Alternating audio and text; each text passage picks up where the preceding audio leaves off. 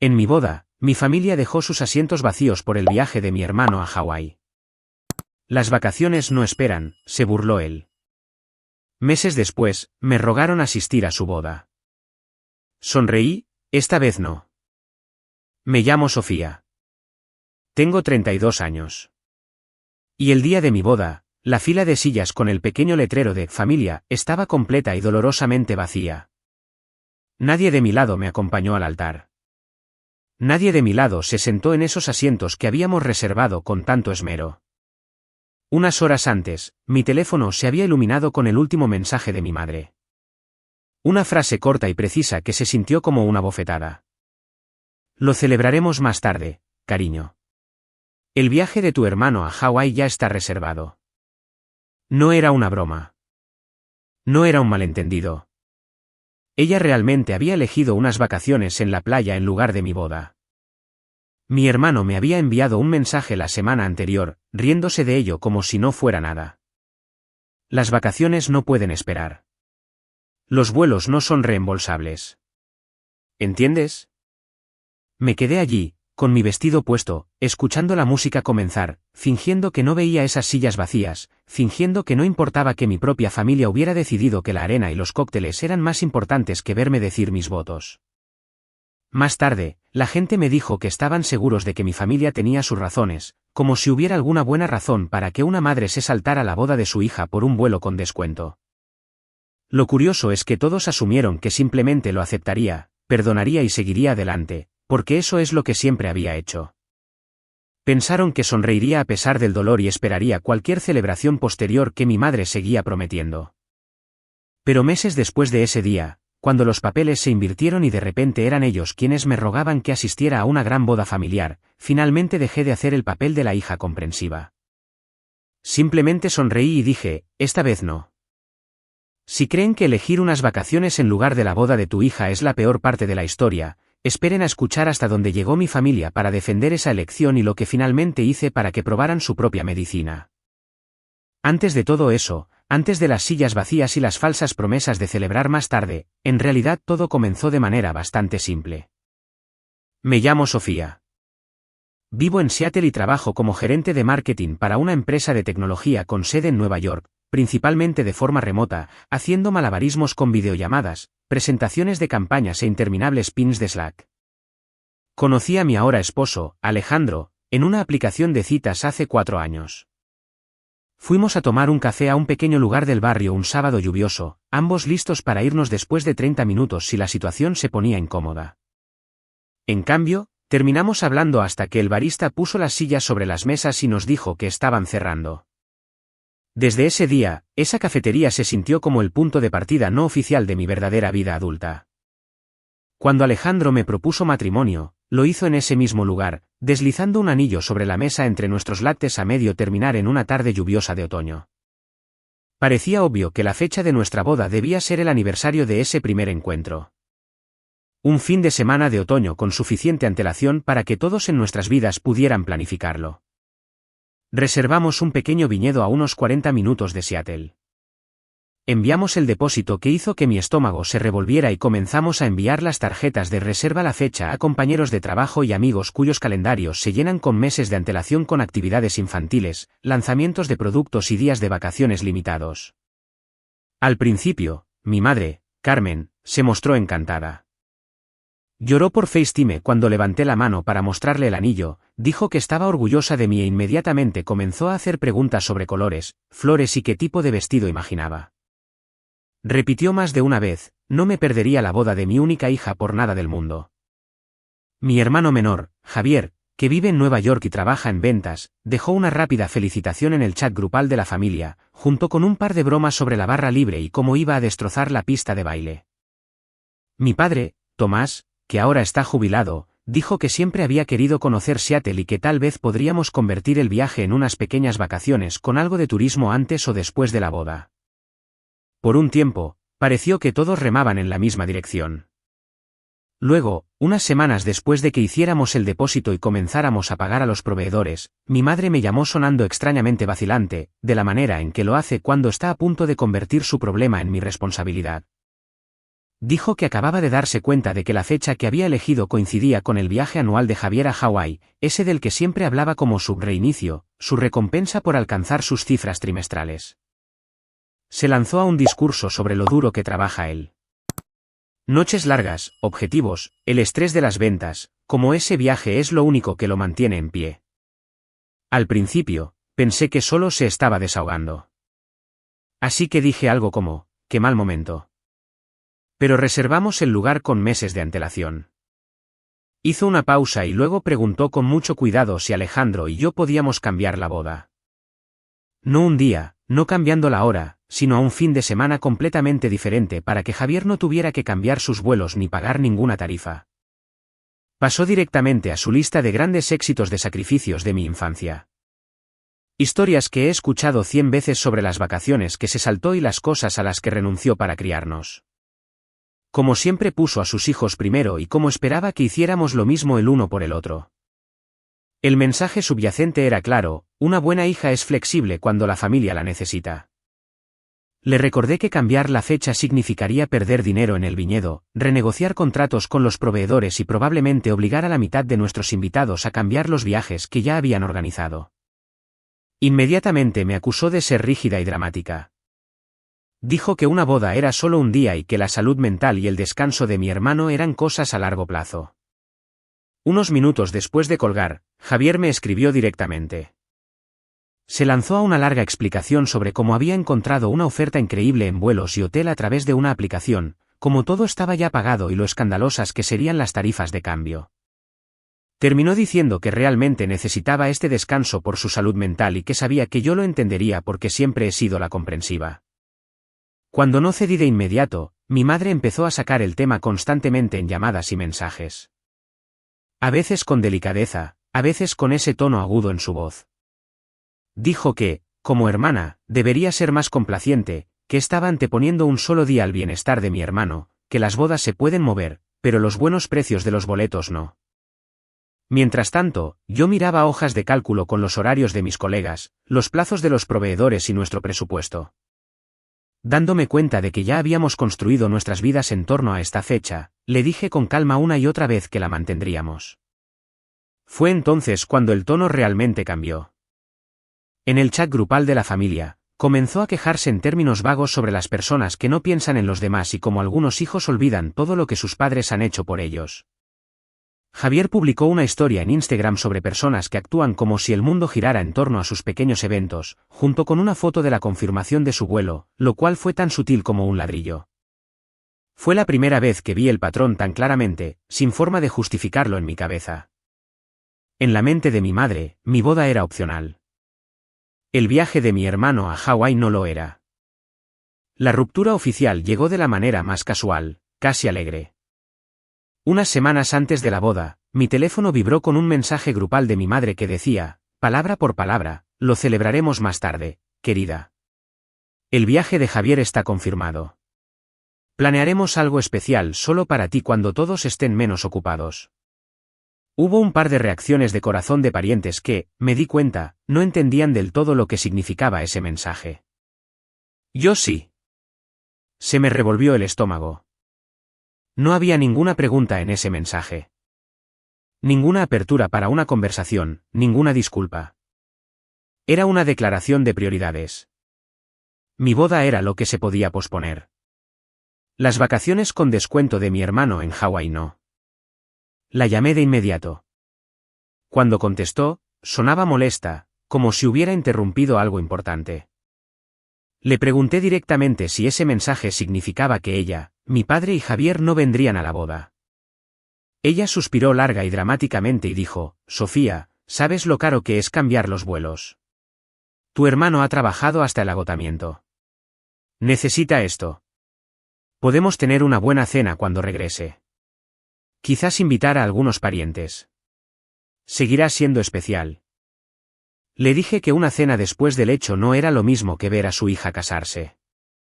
Dije, esta es mi boda, mamá. No un cumpleaños que puedes celebrar cualquier fin de semana.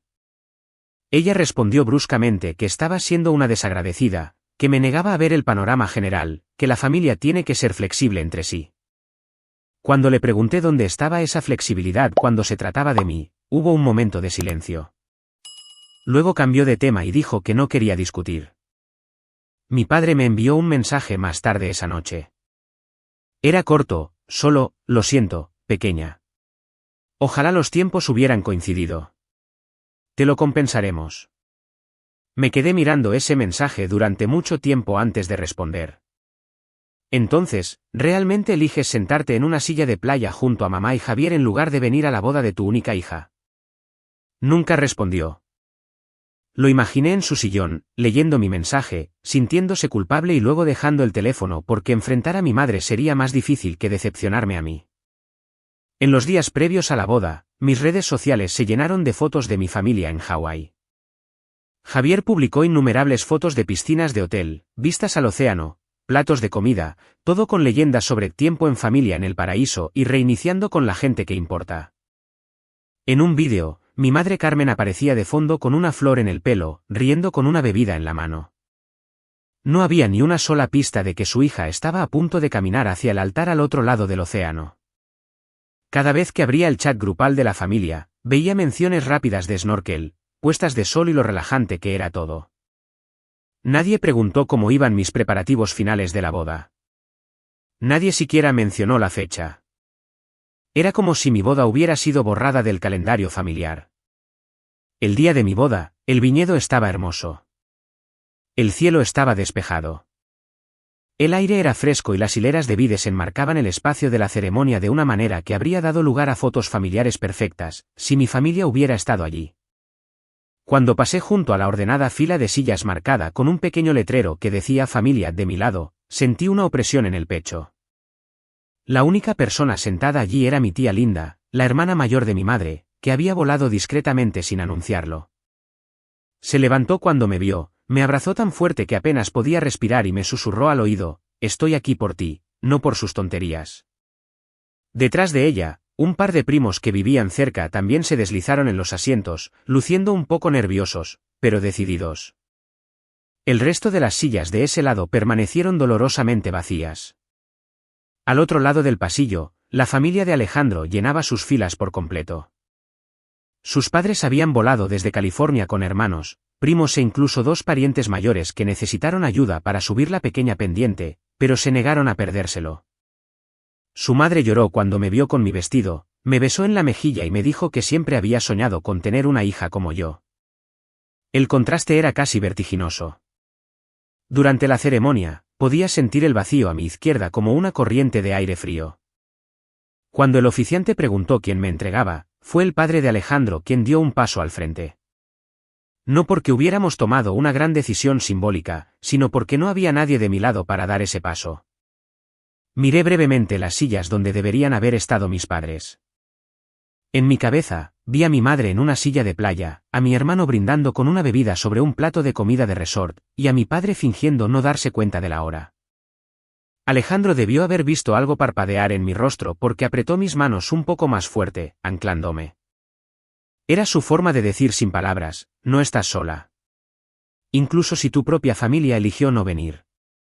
Después de la ceremonia, nos tomamos fotos con su familia, con mi tía y mis primos, con amigos que habían volado por su cuenta solo para estar a nuestro lado. La gente preguntaba amablemente, ¿dónde están tus padres, Sofía? ¿Problemas de viaje? Y me escuché a mí misma dar la misma respuesta vaga, no pudieron venir, sabiendo que la verdad era mucho más fea. Más tarde en la noche, después de los brindis, el primer baile y el momento tembloroso en el que casi lloro en el baño y luego arreglé mi maquillaje y sonreí de todos modos, uno de los empleados del lugar se me acercó con un sobre. Esto llegó por correo esta mañana, dijeron. Tenía el remitente de mis padres. Se me hizo un nudo en el estómago al abrirlo. Dentro había un pequeño cheque y una nota doblada con la pulcra letra de mi madre, esperamos que entiendas las prioridades cuando seas mayor. Con amor, mamá y papá. Eso era todo. Ningún lo siento. Ningún ojalá hubiéramos podido estar allí. Solo un recordatorio de que, en su mente, elegir un viaje en lugar de mi boda era una elección madura y razonable que algún día yo aplaudiría.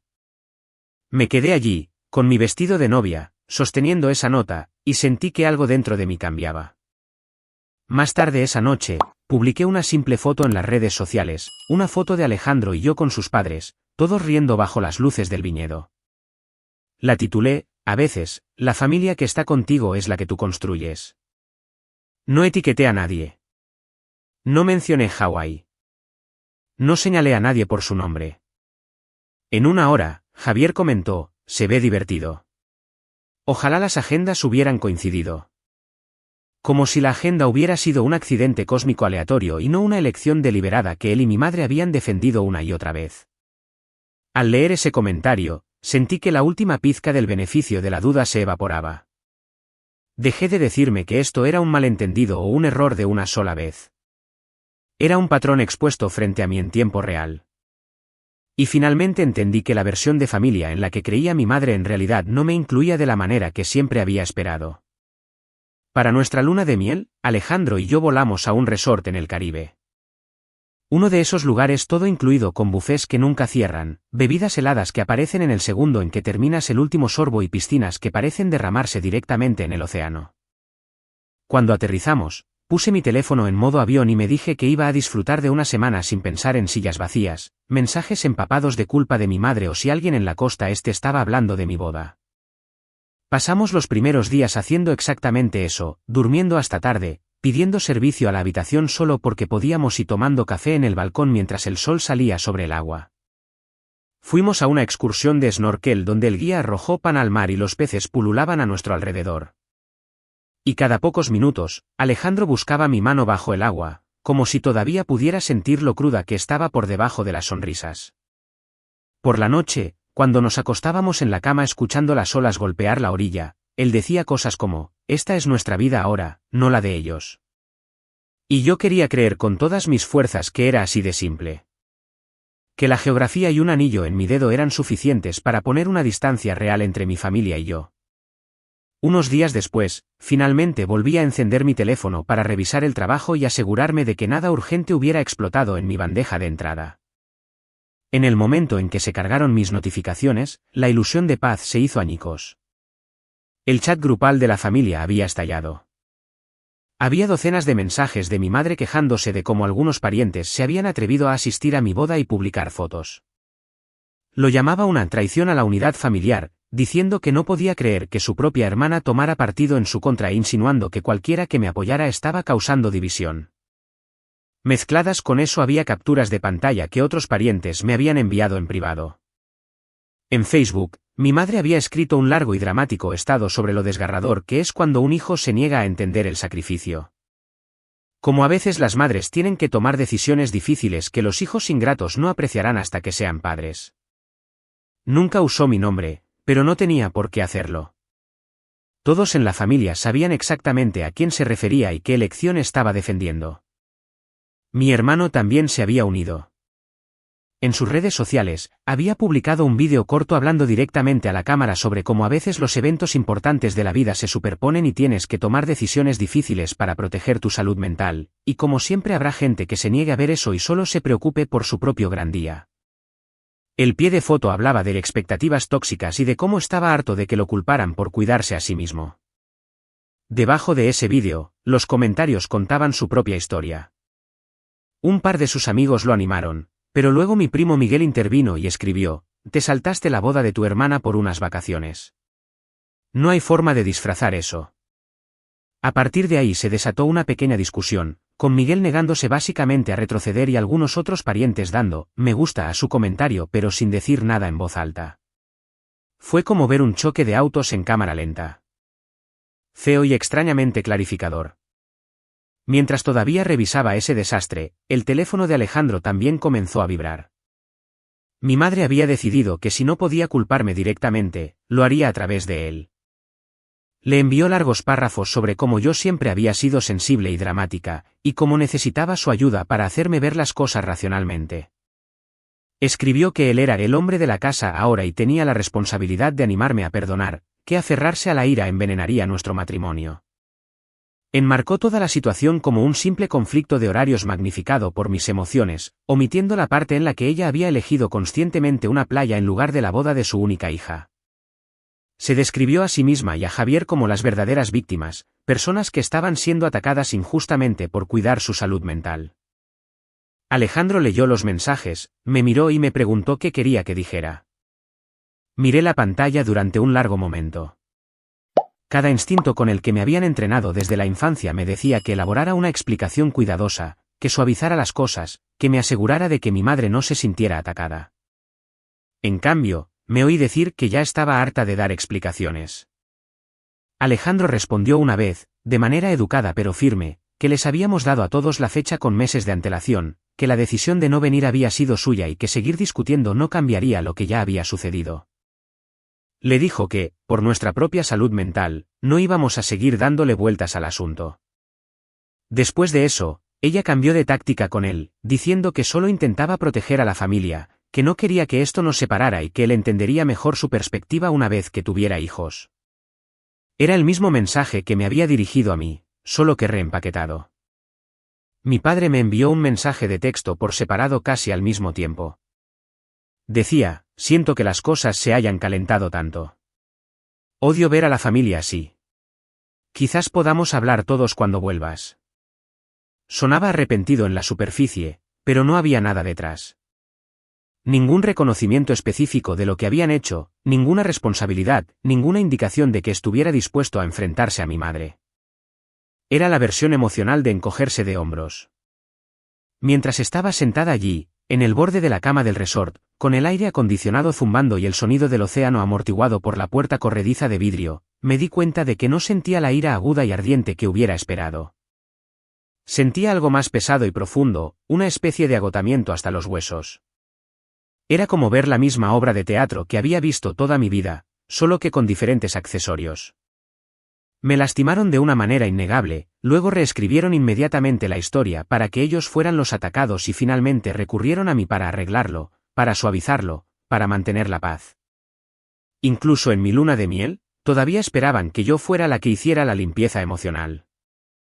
Silencié el chat familiar, desactivé las notificaciones de las redes sociales y puse mi teléfono boca abajo en la mesita de noche. Alejandro y yo bajamos a la piscina, y traté de dejar que la luz del sol y el agua tibia me quitaran el peso de los hombros. Esa noche, sentada en el balcón con una bebida en la mano y el cielo pasando de azul a púrpura oscuro, me di cuenta de que, por primera vez, no solo estaba herida por lo que habían hecho. Estaba empezando a cuestionar por qué seguía volviendo al mismo papel que me habían asignado. La hija buena que absorbía cada ofensa y lo llamaba amor. El pensamiento de que en realidad no tenía que seguir interpretando ese papel por el resto de mi vida se deslizó silenciosamente en mi mente y se quedó allí, pequeño pero sólido, esperando su momento. Unos meses después de la luna de miel, las cosas se calmaron. Mi madre dejó de publicar estados vagos. El chat familiar se ralentizó y, por un tiempo, me concentré en el trabajo, mi matrimonio y en construir una vida que no girara en torno a la aprobación de mi madre. Entonces, una tarde, noté algo extraño. Mi madre comenzó a darle me gusta a mis fotos antiguas en las redes sociales. No a las recientes, sino a fotos de la universidad, fotos de Javier y yo de niños, e incluso algunas de nuestra sesión de compromiso que había ignorado por completo antes. Dejó un par de comentarios suaves como «qué hermoso recuerdo», y mi estómago se apretó de esa manera familiar.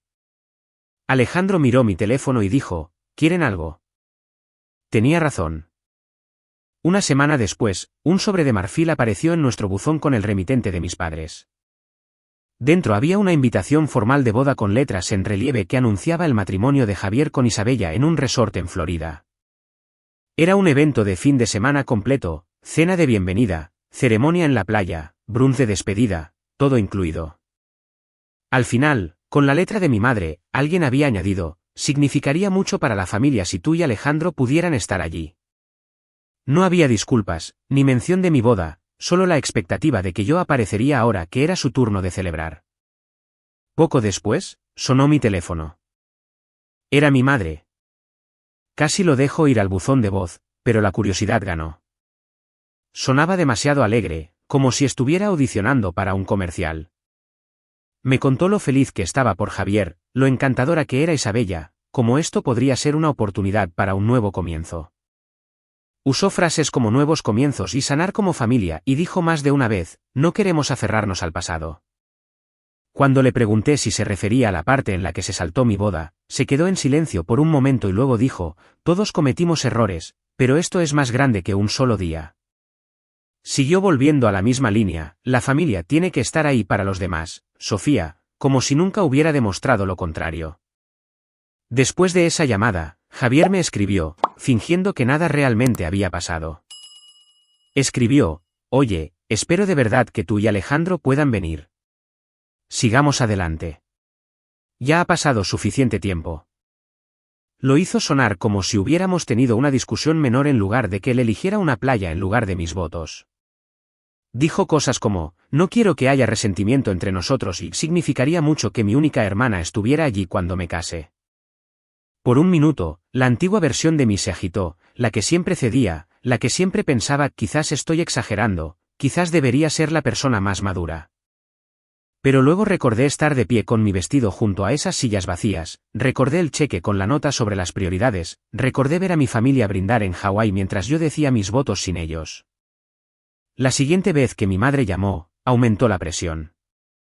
Me dijo que mi negativa a comprometerme estaba causando estrés a todos, que mi ausencia avergonzaría a la familia, que la gente preguntaría por qué la única hija de sus padres no estaba allí. Lo enmarcó como mi responsabilidad de protegerlos de preguntas incómodas. Finalmente, dijo, esta es tu oportunidad de demostrar que te importa más la familia que los rencores. Sentí que algo se asentaba dentro de mí, una especie de calma que no había tenido antes. Le dije con mucha ecuanimidad que no asistiría. Ella explotó de inmediato, preguntando cómo podía hacerle esto a mi hermano, acusándome de intentar castigarlos. La dejé desahogarse y luego dije, la última vez que hubo una boda familiar, mi día fue menos importante que tus vacaciones. Me dijiste que celebraríamos más tarde y nunca lo hicimos. Ahora me pides que reorganice mi vida para su gran día. Así que no, esta vez no, mi agenda no puede esperar. Hubo un largo silencio en la línea. Luego espetó que estaba siendo rencorosa e inmadura, que estaba demostrando exactamente por qué no podía razonar conmigo. Javier volvió a escribirme después de eso, esta vez menos amigable, llamándome mezquina y diciéndome que necesitaba madurar. No discutí. Simplemente respondí, espero que tu boda sea todo lo que deseas. No estaremos allí. Después de colgar, Alejandro sugirió que hiciéramos algo para nosotros ese fin de semana. No como una elaborada venganza, sino como una forma de reclamar el tiempo. Entramos en línea y reservamos un viaje de esquí a Colorado para las fechas exactas de la boda de Javier. Usamos una de esas aplicaciones de viaje que tanto le gustan a mi hermano y conseguimos una buena oferta en vuelos y alojamiento. Cuando un par de parientes preguntaron si íbamos a Florida, dije la verdad con un tono plano y tranquilo. No, vamos a esquiar. Parecían sorprendidos, pero algunos de ellos asintieron como si entendieran más de lo que decían. En las semanas previas a la boda, mi madre se quejó en el chat familiar de cómo estaba eligiendo unas vacaciones en lugar del gran día de mi hermano, aparentemente sin captar la ironía en absoluto. Javier publicó sobre caminar hacia el altar sin su hermana y lo enmarcó como si yo estuviera abandonando a la familia. Esta vez, sin embargo, no perseguí la narrativa. No me defendí en los comentarios ni envié largas explicaciones a nadie. Hice mi maleta, tomé la mano de mi esposo en el vuelo a Colorado y sentí, por primera vez en mucho tiempo, que finalmente estaba tratando mi propia vida como algo por lo que valía la pena estar presente. El día de la boda de Javier en Florida, Alejandro y yo estábamos a mitad de una montaña en Colorado, en un telesilla con el sol rebotando en la nieve tan brillante que me dolían los ojos. Mi teléfono vibró un par de veces en mi bolsillo, pero no lo revisé de inmediato. Cuando paramos a tomar un chocolate caliente en el albergue, finalmente eché un vistazo. Mis notificaciones estaban llenas de fotos y publicaciones de parientes. Javier de pie bajo un arco en la playa. Isabella con un vestido brillante, mis padres con atuendos coordinados, todo curado y filtrado. En una foto de grupo, había un espacio vacío junto a mi madre. Y uno de mis primos me había enviado un mensaje privado diciendo, siguen diciéndole a la gente que no pudiste venir por trabajo, pero todo el mundo se acuerda de Hawái. Me desplacé por un minuto, luego guardé mi teléfono. No sentía la ira de antes, solo distancia, como si estuviera viendo a extraños. Durante los siguientes meses, fragmentos de lo que realmente sucedió en esa boda y después comenzaron a llegarme a través de los parientes que todavía hablaban con ambas partes. Aparentemente, el fin de semana perfecto no había sido tan perfecto. Javier e Isabella habían discutido más de una vez sobre dinero, tanto antes como después de la ceremonia. Habían estirado su presupuesto para impresionar a la gente, reservando un resort que realmente no podían permitirse, mejorando las barras libres, añadiendo extras solo para que se viera bien en las redes sociales. Se rumoreaba que la mayor parte estaba financiada con tarjetas de crédito y préstamos que mis padres habían firmado. Poco después de la boda, sus peleas sobre el gasto se convirtieron en peleas sobre todo. Javier seguía obsesionado con los viajes, siempre hablando del próximo viaje, el próximo fin de semana de chicos, la próxima gran compra. Isabella quería pagar la deuda, ahorrar para una casa, quizás pensar en tener hijos algún día cuando las cosas estuvieran estables. En cambio, veía a su nuevo esposo trabajar horas locas, agotarse y luego llegar a casa quejándose de que todos esperaban demasiado de él. En el trabajo, sus números comenzaron a bajar. El mismo jefe que solía elogiarlo por su empuje comenzó a advertirle sobre su actitud y sus objetivos incumplidos.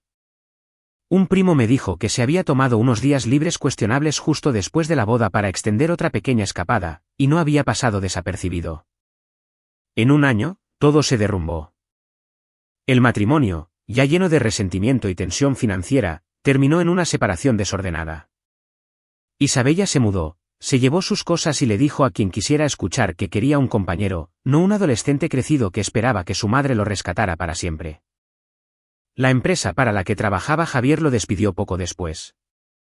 Oficialmente, fue por motivos de rendimiento, pero todos sabían que su reputación de ser poco fiable y de priorizar constantemente su propia comodidad no le ayudó. Con la deuda de la boda, los saldos pendientes de las tarjetas de crédito de años de viajes y ahora sin ingresos estables, terminó volviendo a vivir con mis padres.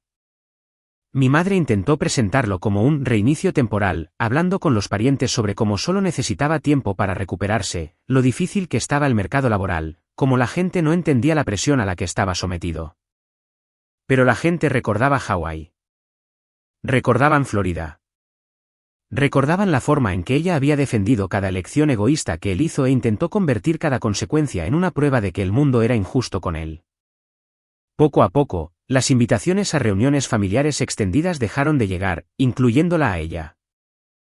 Los chats grupales se dividieron en otros más pequeños donde ella no estaba presente. Cuando publicaba en línea sobre la confianza y la lealtad y lo doloroso que es cuando la familia te da la espalda, las secciones de comentarios estaban mayormente en silencio. Mientras tanto, mi vida se movía en la dirección opuesta. El trabajo iba bien. Había liderado una campaña que funcionó mejor de lo que nadie esperaba y mi jefe me propuso para un ascenso. En casa, Alejandro y yo estábamos hablando seriamente de tener un bebé. Por primera vez, pensé en qué tipo de familia quería que mi futuro hijo tuviera a su alrededor. Y la imagen de mi madre y Javier sentados en ese apartamento abarrotado, lleno de resentimiento y negación, no encajaba. Cuando descubrí que estaba embarazada, se lo conté primero a Alejandro, luego a algunos amigos cercanos, y luego a los parientes que me habían apoyado. No se lo conté a mis padres. No fue una decisión impulsiva. Vino de meses de observar cómo reaccionaban cuando las cosas no giraban en torno a ellos. De darme cuenta de que cada vez que los dejaba entrar sin control, terminaba sangrando por ello. Elegí guardar esa noticia, protegerla. Y por primera vez en mi vida, no me sentí culpable por ocultarle algo importante a mi madre. Sentí que finalmente estaba aprendiendo de todo lo que me habían enseñado, solo que no de la manera que ellos pretendían. Cuando nació nuestra hija, Lía, la habitación se sentía llena, incluso sin mi lado de la familia allí. Alejandro lloró más fuerte que la bebé. Yo reí y lloré con él. Y por primera vez en mucho tiempo, sentí algo cercano a la paz pura. Enviamos fotos a las personas que realmente habían estado allí para nosotros durante el último año. Los amigos que habían volado para nuestra boda, los parientes que me habían defendido cuando mi madre y Javier intentaron reescribir lo que sucedió. No envié nada a mis padres. Sabía que si dejaba que mi madre entrara en ese momento, encontraría una manera de centrarse en sí misma. De convertir a Lía en otra herramienta en el interminable juego de la culpa y la obligación. Así que tomé una decisión diferente. Silenciosamente, sin un gran anuncio, bloqueé a mi madre y a Javier en todas las plataformas. No más chat grupal. No más publicaciones vagas sobre la lealtad que en realidad eran sobre mí. No más párrafos a altas horas de la noche exigiendo que arreglara el desastre que ellos crearon. Mantuve mi número de teléfono, pero dejé de responder a cualquier cosa que viniera de ellos. Durante meses, pequeñas cosas aún se filtraban. Mi padre envió un breve correo electrónico después de enterarse por rumores de que había tenido un bebé.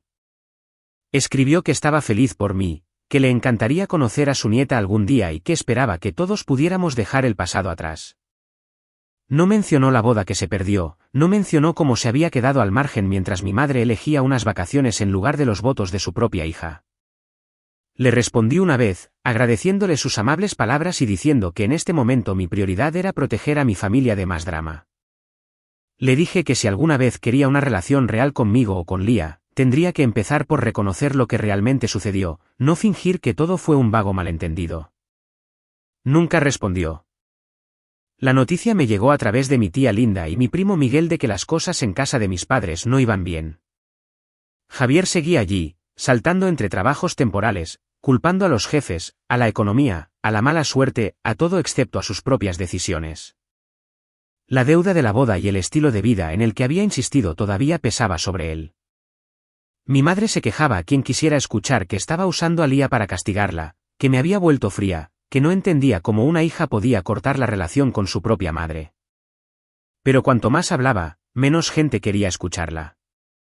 Muchos de nuestros parientes tenían sus propios hijos ahora. Vieron cómo me había tratado, cómo había consentido a Javier, y silenciosamente decidieron que no querían esa energía cerca de sus familias tampoco. Las invitaciones cesaron. Las llamadas telefónicas se acortaron. Su audiencia se redujo. Mientras todo eso sucedía, mi vida se redujo de la mejor manera posible. Mi mundo se convirtió en alimentaciones de madrugada, correos electrónicos nocturnos a mi equipo mientras Lía dormía sobre mi pecho y paseos de fin de semana por Seattle con un cochecito y un café en la mano. Me uní a un grupo local de madres, comencé a hacer senderismo de nuevo cuando mi cuerpo estuvo listo, e incluso empecé a escribir publicaciones cortas en un blog de crianza sobre límites y romper patrones familiares poco saludables. A veces me sorprendía mirando a Lía y pensando, si dejo que mi madre entre en su vida exactamente como es ahora, mi hija crecerá pensando que este tipo de tratamiento es normal. Que la culpa y la manipulación son solo parte de amar a alguien. Que a algunas personas se les permite lastimarte una y otra vez porque comparten tu ADN. Me negué a transmitir esa lección. Así que me mantuve firme en mi decisión. Sin grandes confrontaciones dramáticas, sin gritos ni largos discursos. Solo un simple y consistente no. Ellos habían elegido unas vacaciones en lugar de mi boda. Habían elegido las apariencias en lugar de la responsabilidad. Yo elegí a mi hija, mi matrimonio y mi propia cordura. Y a medida que el ruido de su lado se desvanecía, sucedió algo sorprendente. La vergüenza que había cargado durante años comenzó a sentirse más ligera. No me despertaba temiendo el próximo mensaje ni ensayando explicaciones en mi cabeza. Las personas que me importaban aparecieron, me apoyaron y amaron a mi hija sin condiciones. Una tarde, mientras Lía dormía la siesta y Alejandro trabajaba en la mesa de la cocina, me di cuenta de que ya no me sentía como la niña que rogaba a su familia que la viera como importante. Me sentía como una adulta que finalmente había salido de un papel que nunca fue suyo para empezar. A la gente le encanta decir que la familia lo es todo. Lo que no te dicen es que a veces proteger tu paz y a tus hijos significa alejarte de las personas que comparten tu apellido. Si alguien puede saltarse tu boda por un viaje y luego exigir asientos de primera fila en tu vida cuando le conviene, tienes permitido decir que no. Tienes permitido establecer límites y mantenerlos. Yo no destruí a una familia. Dejé de permitir que una versión rota de la familia me destruyera a mí. Y si alguna vez te han hecho sentir culpable por aceptar menos que el respeto básico porque se supone que la sangre es más espesa que el agua, quizás también necesites escuchar esto: tienes permitido elegirte a ti mismo.